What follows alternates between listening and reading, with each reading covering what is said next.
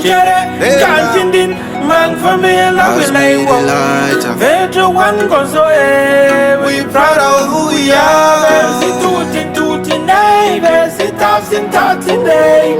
Vejo one goes away. We proud of who we are. Me a wandang bagalmo, and I wandang jang manjongo, my brother.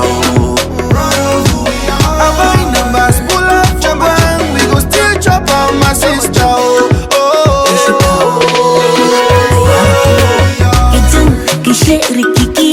When they see me coming, la wagon la boys, money from me follow me. Turula musica que lo we kiss, Ishana, Kerere, but the one side can you hear the trouble? Kanjindin, man for me, love will I walk. Vejo one goes away. We proud of who we are. Versi tutti, neighbors, it ups in 30 days. Vejo one goes away. We proud of who we are. We are honored to have Miss Dr. Sylvanus Ayeni. Dr. Ayeni is a neurosurgeon by training. Ayeni will be talking to us today about culture and how the African someones and the culture and education, how they might integrate. Dr. Ayeni is the founder and president of the Pan-African Children Advocacy Watch. So maybe what you're going to see is going to touch a little bit on how African is in relationship to our culture. He's an author, and I think his book that I found is Rescue Thyself. Rescue Thyself.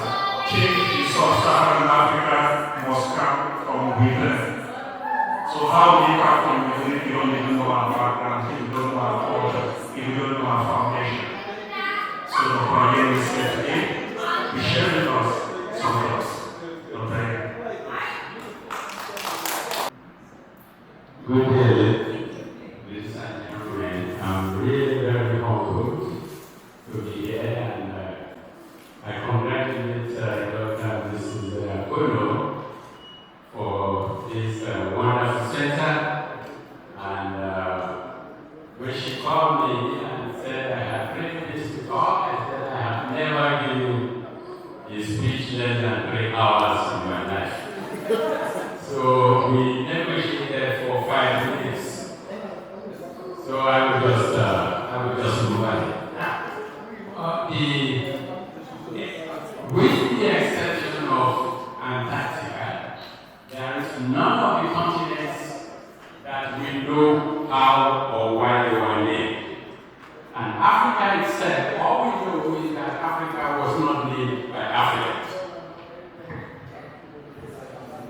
There are lots of theories about why Africa goes by that name. And I will only focus on 2.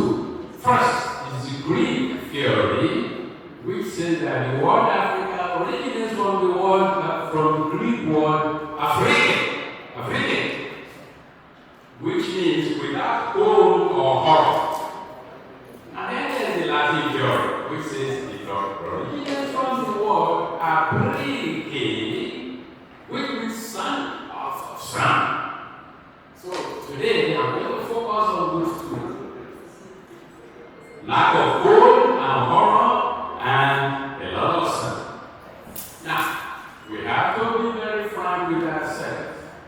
Existentially today in Africa, there are hundreds of millions whose lives are anything but sunny and anything but without horror. But the good Lord who gave Africa so much sunlight, because of all the continents on the planet, Africa has more countries with more sunshine per year than any other continent. So we thank the Lord, like for example, Psalm 27 verse 1, the Lord is my light and my salvation. You want to go back to the Israelites. And the good Lord has put that light in man's own land so that we can use it to help ourselves. And if you even go beyond that, say to the Apostle Paul in 2 Corinthians 4 verse 6, he says, God who commanded light out of darkness has shined light in our hearts to give to us the light of the knowledge of the glory of God in the face of Jesus Christ. Now, you see the connection between light and knowledge there? So, and that brings me to the issue of Africa. Today, we are right at the bottom of human. There is no debate about it. But that's not who we are, because that is not the history of our ancestors. You remember the great library of Alexandria in Egypt. You remember ancient Egypt. Now, doctors all over the world today, when they graduate from medical schools, they take the Hippocratic Oath in honor of the so-called father of medicine, Hippocrates. For 2,500 years before Hippocrates, there was a man called Imhotep, Imhotep. He was the first physician of the ancient world. So Africa could do the first physician on this planet. There's no debate about it. So let us fast forward to ancient Mali. You remember Mansa Musa? And the great schools of law and theology in Timbuktu and Delhi. And at that time, Mali was the second largest empire on this planet.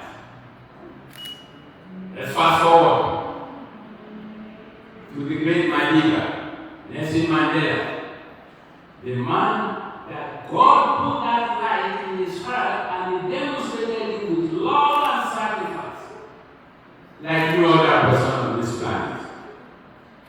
Now let's fast forward to the founding fathers of post-colonial Africa and Kwame Nkrumah.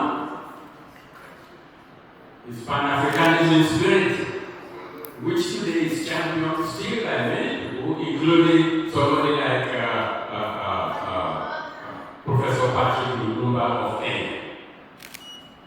Now let's fast forward again to our scholars and artists. Chinua Achebe, the author of Things Fall Apart, and He's of the Savannah, etc. Professor Wole Soyinka, who won the Nobel laureate in literature in 1986. And his cousin,